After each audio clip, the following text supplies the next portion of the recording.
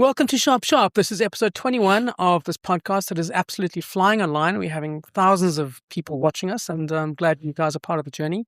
Thanks for joining me, Rob Rose from the Financial Mail, Zukile Majova from Scrolla, or Zooks, as some of our readers have taken to calling him, because I call him Zooks. So they said, we feel comfortable with Zooks now. So we're all on first name basis in this particular group.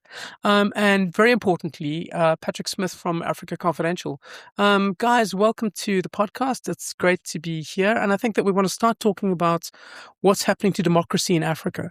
We had the Zambian election this week, which was highly contested, and I think is one of a number of recent elections where there have been serious red flags. I suppose, Patrick, perhaps we could start with you, if you don't mind. Could you perhaps give us a précis of what's actually happened in Zambia? It's the signs were really good that Zambia was going in the right direction a couple of years ago, and now I think that's all up in the air. Yeah. Well, thanks, Rob. Yeah, I was talking to some friends in Lusaka last night about the latest situation because earlier in the morning, yesterday morning, Haigunde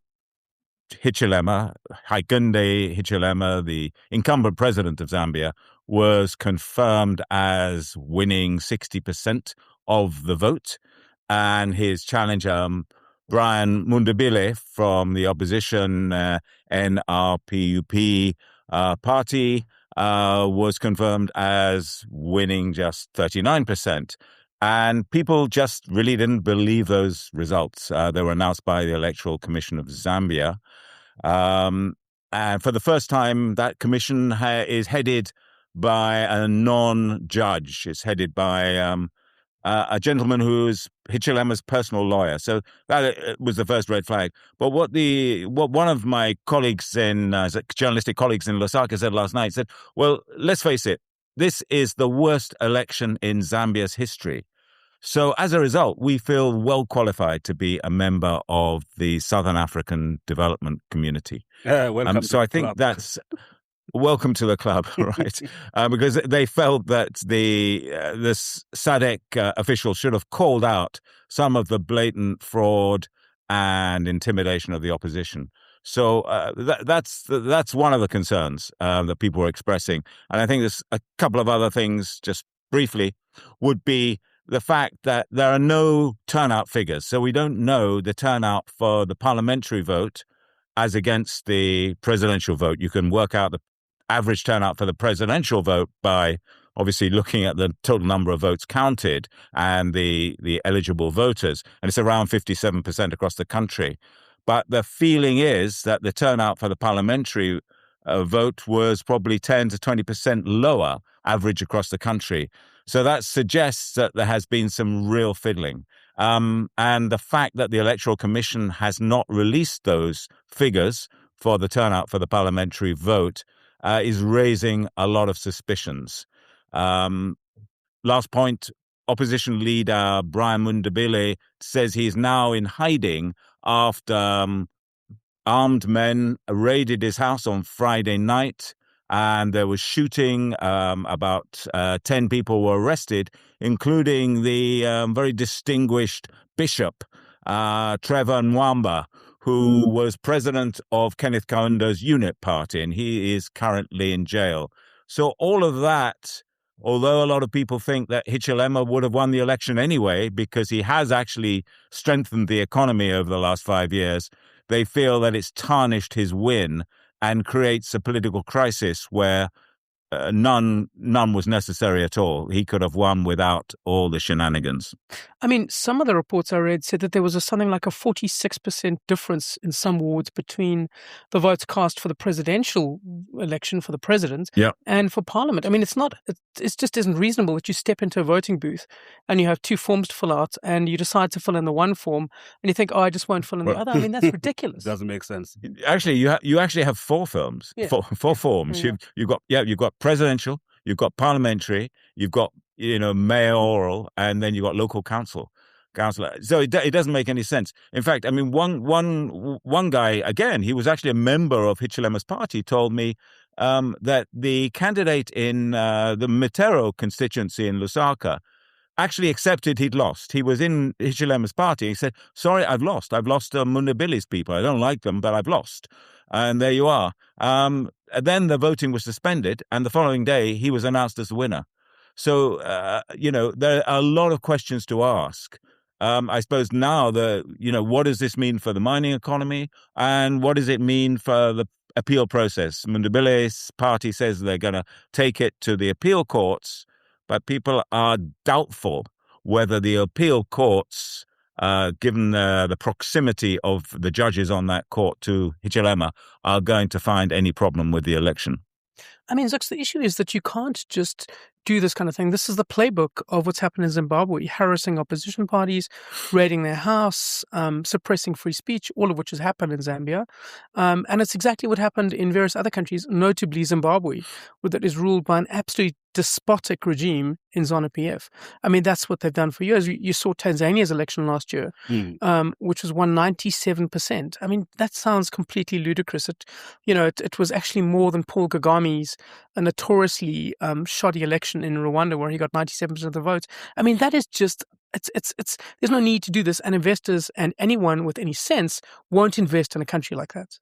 Rob, if you look practically in South Africa right now, we've got the immigration crisis, but you don't see a lot of Zambians in South Africa flooding in or being chased out, and broadly because they've had a very stable government, very stable economy, and all of that. With this election, what really caught my interest was how disengaged we have become as South Africans from Zambia, considering the history. Even now, if you ask anybody what's holding in Zambia, we're still close to Zimbabwe, but the ANC headquarters were in Zambia. Lusaka, yeah. And their former president is still the body of the former president is still here in South Africa, and you would assume, knowing the history, that the ANC would have been able to intervene between the family and the Zambian government, etc. I know I'm introducing a subject that, but our relations with the Zambian people as South Africans have sort of are no longer as good as they should be, and right now in an election like this, what have you heard from the South African government with this kind of outcome, considering all the history? You should be hearing a lot from Pretoria about the state of democracy in Zambia, but you're not hearing much. I mean, Patrick, you mentioned SADC, which is the Southern African Development Community. I mean, this is the body that should be taking a leadership role in the region, and certainly saying when elections have been stolen, and reinforcing its rule of governance, and talking about the things we need to talk about: immigration, illegal gold mining, stuff like that. How democracy has slid back in many countries. Yet they had their kind of meeting last week in Durban, and none of this was on the table. Essentially, like Justice Malala mentioned in a column he wrote for Financial Mail this week, it sounded like a motivational speaker's workshop. Essentially, people arrived and talked about how great it is that we have so many resources, but none of the hard issues were dealt with. Does it not just illustrate that SADC is becoming utterly irrelevant? Yeah, I think on the governance front, it's a sad trend, because out of all the regional organizations across the continent, you have ECOWAS in West Africa, you've got the EAC in East Africa, the Maghreb Union in the north, etc. SADC was one of the pathfinders. I think partly it was buoyed up, obviously, by the '94 election in South Africa and Mandela's presence and so on. And it was setting down some norms and values for election monitoring. And what you were beginning to see, I think, in the early 90s to late 90s in SADC in Southern Africa, was that the parliamentarians for SADC were pretty full on. They wanted decent governance, and you saw when they went to Zimbabwe to monitor the elections in Zimbabwe, they turned in a completely different report from the SADC ministers. So they were saying, look, the elections in 2002, evidently stolen, Shanghai should have won, et cetera, as the Commonwealth, to its rare credit, actually agreed with that. That was like 25 years ago. And now here we are. As you said, the SADC ministers met yesterday, on Monday, I think, and no reference to what was going on in Zambia at all. The questions about the election, and the head of the SADC mission the former Malawi justice minister had already raised issues about opposition intimidation of the opposition, changing the electoral rules just before the vote, and various transgressions of governance. But the SADC ministers had absolutely nothing to say. So it really is hollowing out in terms of the governance. It's getting more and more kind of, well, it's mainly an old boys club, because most of the senior people are boys rather than girls, or men rather than women. But also it's about economic transactions, essentially. If and that's the dynamism behind it. I guess you could draw a parallel with BRICS, because I don't think anyone mentions governance when it comes to the BRICS community. It's all about the deals. The question is, I guess, it's the health of the SADC economies. Are they really heading in the right direction? I mean, Zux, you have 400 million people that are governed by the SADC region, and yet you have a massive displacement of people from Zimbabwe, 4 million to 7 million people outside the country looking for work elsewhere, trying to deal with the fact that the economy is melted down, and SADC is completely silent about this. I mean, as Patrick mentioned, I mean, they were quite, spoke out about the elections being stolen in Zimbabwe, but nothing actually happened because of it. What does this mean? Why is this? Is this because we're just reluctant to confront the hard issues? Is it because we are politicians playing politics rather than enforcing governance and creating a better impression of SADC for the world? It's funny enough, Rob. I mean, we've had over 20 years to learn. You would say before the Zimbabwean crisis, there was no blueprint of what happens when you collapse an economy in SADC and what are the implications for the neighboring countries. But now we've witnessed that live. 4 million people crossing. Around Christmas, you see Zimbabweans going home by any possible means, and then coming back in January. Just watching that migration of people, legally and illegally, people crossing in dangerous waters. It's raining in January. The Limpopo River is full, and people have to come back to work where they work in Johannesburg in various homes, and Malawians work in gardens, all of that. You would think by now the SADC community would be very wary of any government that is going to collapse an election and all of that, because the implications are quite clear. You're going to have millions of people displaced. People are not going to sit around in poverty when there are opportunities in the country next door. That's why many people are saying you are backing up the wrong tree when you're talking about the immigrants. People are not going to sit in Zimbabwe when the economy is collapsing, and they've got skills. They're highly educated, those people. So we should be behaving differently as SADC. It's sad that they're just quiet. I watched the summit. Wow, it's just big boys showing off their big private jets. But also the issue within SADC, we're not all democratic countries. You still have countries like Swaziland, where the king is welcomed like a king, even though he's seriously undemocratic. Absolutely. I mean, SADC specifically last year when Tanzania had its election and 1,000 people were killed, they congratulated President Samia Hassan after she got 97.6% of the vote. Yeah. I mean, is that the kind of response you should have, Patrick? Isn't it despicable? And Mozambique as well. Their silence on Mozambique was also terrible. I think what you're seeing, and it should concern people right across the board, you're seeing a bifurcation between the ruling elites and the people. Because you talk to Zambians, you talk to Tanzanians and Zimbabweans about the conditions under which they're living, and they have no doubt they want political change. So those aspirations, and we're seeing it, to cross continents for a second, what you are seeing with the cockroach Janta party in India, I think we're beginning to see, we're certainly seeing that developing parallel in Africa, an absolute schism between populations and the ruling elites. And certainly Tanzania is the case. And I mean, I guess what's really worrying about what's happened in Zambia over the last few weeks is Zambia was one of the most open, free-thinking, free-acting societies, on the continent. The press was lively. The social media is, of course, very lively, like, most social media in Africa. And the newspapers, etc., the academic world, people were very independent, and there was also a concern about protecting human rights.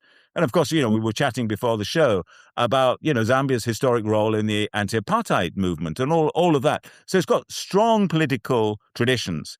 And the fact that these people now are saying journalists are afraid to speak out in Zambia, they have either been bought off or intimidated. I think that is a real sad development. But also, I think it reinforces this sense of the schism between citizenry and ruling elites. I mean, Zooks, the SADC might think it can just be in a body that talks about economics and doing deals across borders, which is what it seems to think it is, almost like a puffery organization that can talk about how much money there is and how much, platinum in the ground. But essentially, you have to present a picture to the global community in which you get them to invest in your country. But if democracy is sliding backwards and the rights of citizens are completely not protected and there's no free speech, you will absolutely struggle to get anybody to invest, right? I mean, that's what's happened in Zimbabwe. You'll definitely struggle, Rob. I mean, I've said many times that one of my biggest concerns about all the immigration crisis that we have in South Africa is that very, very skilled neighbors are going to leave. You see, you've got people who've come here desperately poor, but you've got people who've come here out of choice. They've come for academic excellence in South Africa. They've come for the growing financial services industry and the booming mining industries. Those are people with skills. So when you start losing those people, this economy is not going to move. There will be no winners here, Rob. It's talking about, I suppose, to move on to another subject, one of the things that SADC hasn't confronted is what's happened with illegal mining in the region. And part of that is related to immigration and the anger on immigration. In South Africa, you had a situation where a mine caved in on 14 people last week. And the response from many of the police was, well, these are foreigners. These are people from Zimbabwe and Lesotho and Mozambique. So implying, I suppose, that, well, they come across our borders and this is just what happens. If a mine collapses, too bad, they're dead. But the zama issue is something that has not been dealt with by South Africans. We have a massive situation in South Africa where we have 6,000 disused mines that are being mined at any one time by, the estimates are 30,000 to 40,000 people. And it's a free-for-all. And you've had a situation where that entire illicit economy isn't overseen, isn't dealt with properly. And that's another issue that is going to rise up and potentially infect the whole continent, but certainly this country. Yeah. Look, Rob, last year we had the heartbreaking issue of the Zamas live on TV for weeks, for days. And it was the first time that South Africans were able to see it. You had a shaft going down, picking people. Some are alive, some are dead, some of the bodies are rotting, some could not be pulled out. And this was all live on TV. We were all shocked. Everybody was thinking, surely now government is going to sit down and start dealing with this issue, because these are real people. Most were coming from Lesotho, etc. Now to have this attitude that says these were just foreigners. Even during that period of Stilfontein, you had Minister Ntshavheni saying we will smoke them out. How unconscionable! Today we're still talking about the same issue. And if I can tell you about this issue of illegal mining, a lot of the people actually in Stilfontein were from the Eastern Cape. Mining has been dominated by people from the Eastern Cape and Lesotho and others in South Africa. In my family, we've had over 50 years of men going in the mines, almost in every generation. Even in my generation, I've got a brother now within the Northwest who is in the mines. And they Platinum mine? I mean, what is he? He's in platinum. They tell these stories. The guys who were in the gold mining, the guys who were in Orkney, some of our older brothers, they tell us stories of, you could be in this shaft and the Zamas are in a disused shaft, because they know that there's still gold, but the cost of actually extracting the gold has become too much for the mining company. They still go down there. Obviously, they've got connections about what are you going to do with the gold when you get the gold. But they say once you are down there, you can't fight with those guys. Those guys are heavily armed. They actually tell you, do your job, we are doing our job. And they're like, we can't interfere with those guys. Those guys are dangerous. That's amazing, because I think 217 people were arrested last week, Zamas, and they pulled out 118 rounds of AK-47 ammunition out of the ground with those Zamas. It tells you this is an immensely dangerous society. And as we know from the last couple of months, our police service is a complete mess. I mean, could you trust them to deal with, neighborhood robbery, let alone the zama situation? Rob, if you remember Stilfontein, the guy who was the main head honcho there that everybody was looking for, he was pulled out and handed over to the police. Cops came and took him to a different van, and while people were thinking he's being transported to a police station, he was taken the other way and he was gone. Can you believe that? Money. We're living in a country where money really makes the world go round. Those guys were clearly paid, and that's the police, and that's the sad story of our police at the moment. Patrick, I want to ask about this because obviously, there's artisanal mining, which is something different. It's sort of small scale miners. And a lot of that, well, certainly a portion of that is legal. You have permits being granted for that. Yeah. And I think the estimate is something like 10 million people throughout Africa being involved in artisanal small scale mining, which is different, but it raises similar issues because take Ghana, which is a major gold producing region. I think 80% of the artisanal miners are supposedly not licensed. So that, that 80% in Ghana operate without a formal license, which tells you that there's a massive illegal mining issue. And certainly in Ghana, for example, I mean, a whole lot of the gold that comes out of the ground is in the illicit economy. Is this something that just hasn't been dealt with? Well, it's been a row in Ghana for the last 20 years because not only is the government losing massive amounts of revenue because this stuff is being smuggled out through the same sort of illegal networks that you and Zukile have been talking about in southern Africa. Most of it ends up in Dubai, and so the government earns no tax. But also it's incredibly destructive of the local environment. Because of the sulfuric acid that is used in the processing and the basic refining of the gold and so forth, to the extent where the vast swathes of the farm economy in Ghana have been rendered inoperable because the products they're producing are tainted by the polluted soil and so on from the gold mining. But the average cocoa farmer or even yam farmer looks at the choice and, do you want to be a gold miner and maybe get a few $1,000s a month? Or do you want to be a yam farmer or cocoa farmer and get squeezed by the markets, particularly when it comes to cocoa, and get a few $100s? And they make that choice. So what you're seeing is this the dominance of the artisanal mining in Ghana. As you said, Ghana is the biggest gold producer on the continent at the moment. But most of over 50% of the mining is artisanal. And then, that breaks down into, as you said, a lot of it is unlicensed. Some of it is licensed. But the unlicensed stuff is run by many of these consortia, which come across, from all over the world, from Latin America, but particularly from Asia.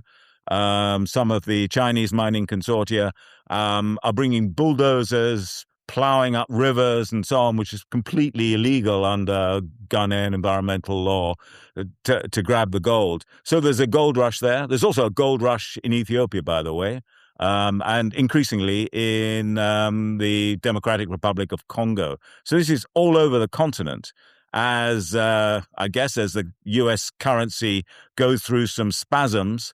People are retreating to gold as a sort of store of value. So the price of gold has been at an all-time high over the last 2 or 3 years. I mean, it is undulating, but it's much higher than it was a decade ago. And so it's feeding this frenzy, which is destroying the environment, and it's not actually benefiting the societies as a whole beyond a few lucky characters who are usually in the train. So in the sort of supply train, it's not the miners themselves that are benefiting, but the people who are buying from the miners and then trading and getting the gold shipped to the souk in Dubai. And this is exactly the issue, is that, Africa what has happened over the last, 60 years is that resources have been taken out of Africa. The countries themselves haven't benefited from this. The notion of the resource curse. But now what you talk about is there's about 60 billion rand, about $4 billion or so of income that is lost out to governments because they're not regulating this. And that's money that they could use to do so much. And so that is the big issue of not controlling it. Zooks, I mean, do you think that this is ever going to be controlled in this country? Do you think anything can be controlled in South Africa when a police force is all on show on the Madlanga Commission? Rob, actually, we keep talking about illegal mining and saying that this is what we want to happen, etc. But when you actually get to the communities where illegal mining is happening, those people don't want it to stop. Because think about it, Rob. If you are in a township and you get a contract, just a contract to supply bread to the guys underground, you're buying your bread at 15 rand and you're selling your bread at 50 rand a loaf. The economy there is totally different. There's a guy who supplies, you'll have a family who supplies beers, another family who supplies bread, somebody else is supplying meal, and somebody else is supplying food to those people at unbelievable prices, So there's an economy underground, and there's an entire community here that thrives on that economy. In Selfontein, people there, they didn't want that illegal mining to stop. When they closed this particular hole, the community would go and help that these guys can continue to get out in another hole or go in, etc., just to keep the economy alive. Because when that economy goes, the entire economy in the community is gone. So how do you deal with that? And what is the solution? I mean, I saw that in Stilfontein. I saw people, the community members around the shaft when people being brought up. Yeah. You have to regulate it, Rob. Look, regulate it, get the communities, 100 to 200, 300 people, they form their own company. It's very broad-based. We would now be talking about real black economic empowerment. Regulate it, get it formalized, get those people to be shareholders. Everybody's got a stake in it. I think that way we'll be able to embrace what we call artisan money. Okay, great. Well, just one last thing before we wrap up. I wanted to talk about a scandal that's looming for the Democratic Alliance in South Africa, which is, as we know, our second largest party here. The spokesperson on finance, Mark Burke, is a person who I've spoken to quite a lot. He was the person who is, at the forefront of discussing budget issues, the Public Investment Corporation. And yet now he is immersed in a scandal in which the company he controlled, Castello, is now accused of essentially taking 4 billion rands worth of money out the country without, obeying exchange control contraventions. And it's a big deal for the DA because they've always been the party of clean governance. And the response so far is to say, well, nothing has been pinned on him, nothing has been proven yet. But that is exactly the response that the DA has complained about when the ANC says this.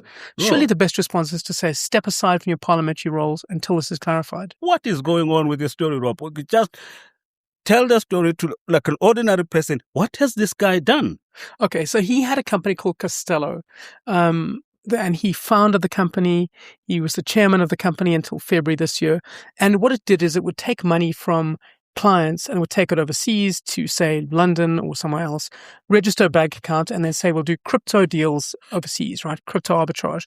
And then we'll bring the money back into this country. But to get money overseas, you have to essentially apply for a single discretionary allowance. You can only take a certain amount of money offshore at any one time. Mm-hmm. And the allegation is that Castello, the company he founded, took money overseas without speaking to the individual clients and did it for its own benefit as opposed to for those clients, essentially breaking the rules that say you can't move a whole lot of money out the country. Now, you can debate how good, how necessary exchange controls are. And I think a lot of people say, why have rules on how money can move overseas in the modern economy?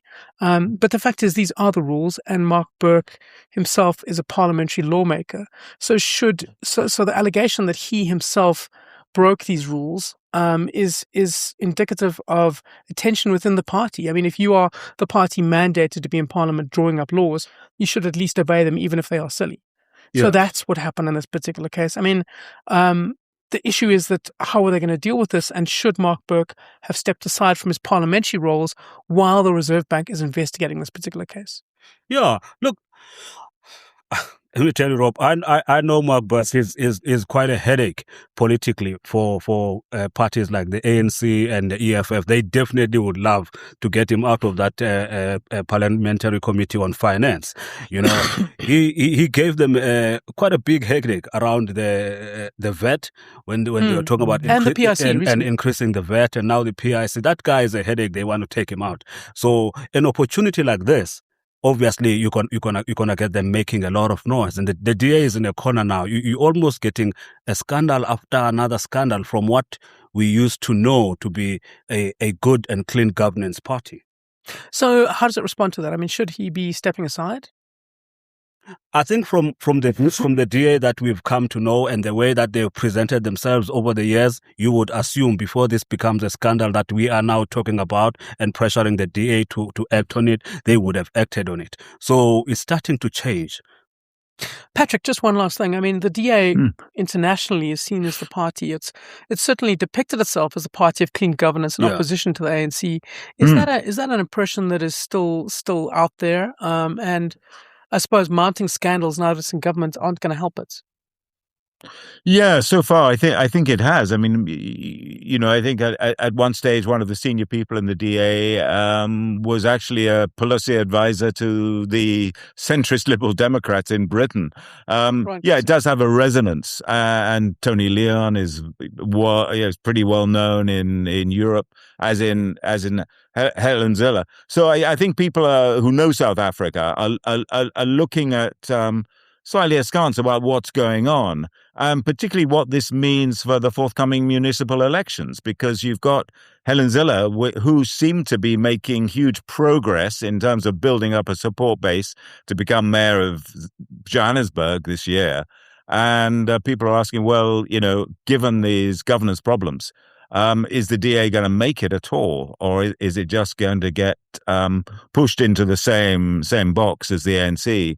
Lack of internal governance and lack of accountability. It seems to be that the new leader of the DA, Hill Lewis, has got a golden opportunity to lay down the law here and say, look, great guy, but he's got to stand aside while we sort this out.